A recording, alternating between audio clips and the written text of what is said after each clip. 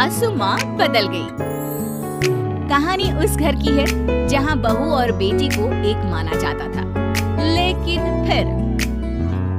अरे शिखा बेटा, तू रसोई में क्यों घुसी रहती है? जा, रोटी मैं बना लूंगी। नहीं माँ, आप बैठिए, बस सारा खाना बन ही गया है। श्वेता को बोल देती हूँ, वो खाना लगा देगी सबका। सॉरी भाभी, मेरे पास वक्त नहीं है। माँ, मुझे पैसे देना, पार्लर जाना है। हाँ चली जाना, भाभी को भी ले जाना। वो भी जाने को बोल रही थी पार्लर, पर पहले ना मदद कर दे उसके खाना लगाने में। देख माँ, वो बहू है, उसे बहू रहने देना। इतना सर पर मत चढ़ा भाभी को। श्वेता, ज्यादा मत बोला कर। जा जाकर काम कर। बिल्कुल अच्छा नहीं। बार-बार किसी तरह माँ को भाभी के खिलाफ भड़का, लेकिन कोई फायदा ना होता। अरे बेटे किशन, जा, बहू को कहीं घुमा कर ला। सारा दिन घर में काम करती रहती है। हाँ माँ, हम लोग जा रहे हैं ना गोवा। अच्छा जी, भाभी ने तो हमें बताया भी नहीं। वैसे तो सारी पंचायत करती है, ये गोवा वाली बात क्यों छुपा गई हमसे? अरे क्योंकि उसे खुद नहीं पता था बहन। मुझे टिकट सस्ती मिल रही थी तो मैंने बुक कर दिया। हाँ शिखा, पैकिंग कर ले, संडे हम जा रहे हैं गोवा। दोपहर में शिखा पैकिंग कर रही थी कि सास आ जाती है। ये क्या बहू, साड़ियाँ? अरे गोवा जा रही है घूमने या फिर शादी में मायके हैं? माँ जी, ऐसा कुछ है ही नहीं, समझ में नहीं आ रहा क्या रखूं कपड़े में। अरे तेरी और श्वेता की साइज तो एक ही है, उसके कुछ मॉडर्न कपड़े ले ले, आकर लौटा देना। हाँ माँ जी, ये ठीक रहेगा।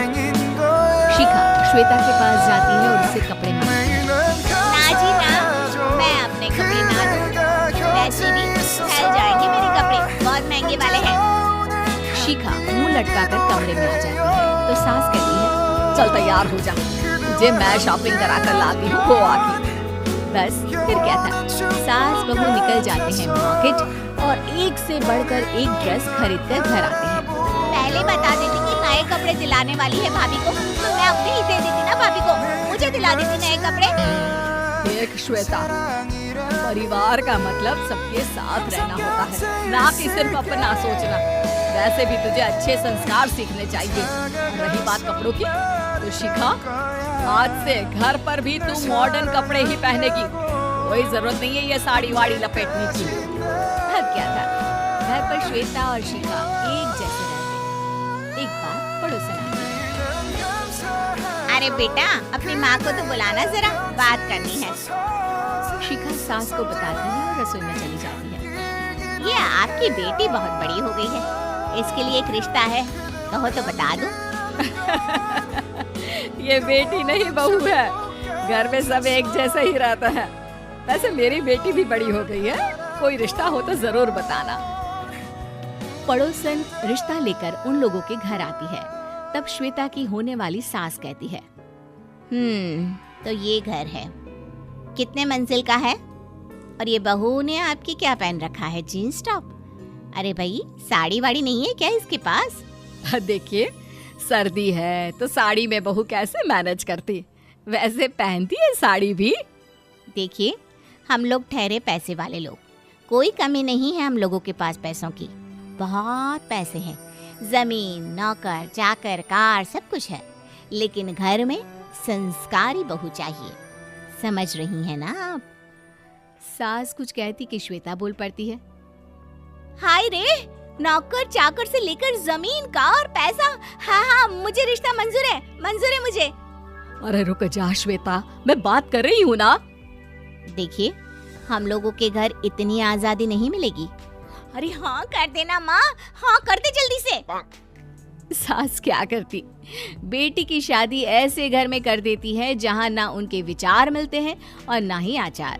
शादी के बाद एक रोज फोन पर, श्वेता बेटा, एक बार घर आ जा, बहुत दिल करता है तुझे देखने का। माँ, वो घर पर बहुत काम होता है, कैसे आऊँ? बड़ा घर है, लेकिन आने जाने वालों की लाइन ही लगी रहती है।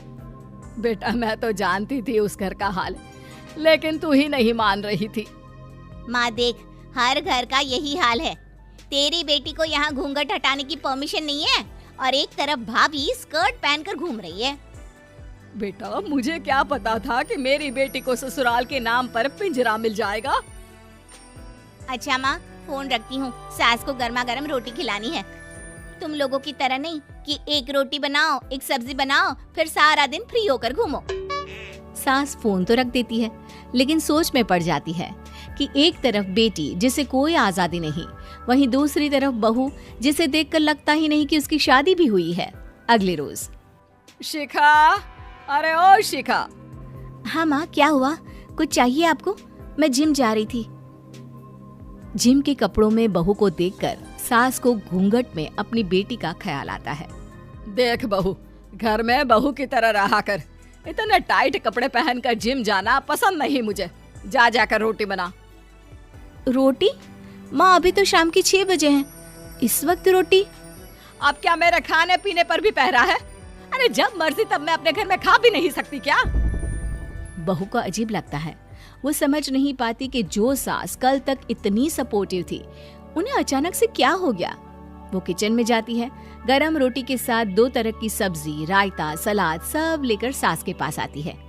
माँ जी, खाना। इतना सारा खाना? राक्षस समझा है क्या मुझे? रोटी मांगी थी मैंने गर्मा गर्म बस। पर माँ जी, रोटी खाती किससे आप? सब्जी तो बनानी थी ना। अरे भूख मर गई मेरी तेरी बहस से। जा जाकर काम कर, अंदर पूरी रसोई साफ कर। बहू अंदर चली जाती है। थोड़ी देर में श्वेता घर आती है। अरे शिखा, जल्दी से चाय ला, पकवान बना, मेरी बेटी आई है। अरे नहीं नहीं माँ, ड्राइवर बाहर खड़ा है। मैं तो घर का कोई सामान खरीदने के बहाने यहाँ आ गई हूँ, मुझे जाना होगा। अरे बेटा, पर कितने दिनों बाद देख रही हूँ तुझे, रहने आ जाना 2-4 दिन के लिए। आ जाऊंगी माँ, जब मेरी सास मरेगी तब। मैं तो रोज मन्नत मानती हूँ कि मेरी सास मर जाए तो अच्छा है। अच्छा चल, जा रही हूँ माँ। हे भगवान, कैसे कैसे दिन देखने पड़ रहे हैं मेरी बेटी को। सास अंदर जाती है, जहाँ श्वेता की जिम वाली सहेली का फोन आया होता है। क्या बात है, आज जिम नहीं आई? अरे पता नहीं यार, आज माँ को क्या हो गया अचानक। पर खैर कोई नहीं, लगता नहीं कि मैं अब जिम आ पाऊंगी। शिखा स्पीकर पर बात कर रही थी, जिसे सास सुन रही थी। यार ये सास ना होती ही ऐसी है। मैं तो कहती हूँ बुढ़िया जल्दी मरे और तू आराम से जिए। शिखा को सहेली की बात पर गुस्सा आ जाता है। माँ के मरने की कौन सा बच्चा दुआ मांगता है मोहिनी? आगे से ऐसी बात मेरे सामने मत करना। हमारे घर की शोभा ही माँ है। क्या हुआ जो थोड़ी सख्ती दिखा रही है? उसमें भी कोई ना कोई उनकी भलाई ही होगी। मैं तो कहती हूँ भगवान मेरे जैसी सास सबको दे, जो सिर्फ माँ की तरह है। सास वाली तो कोई बात ही नहीं है उनमें। सास ये बात सुन रही थी। उनकी आंख में आंसू आ जाते हैं कि क्यों वो बेटी की किस्मत में बहू को भी भागीदार बना रही थी। शिखा, अरे ओ शिखा, क्या हो गया? जिम नहीं जाना क्या?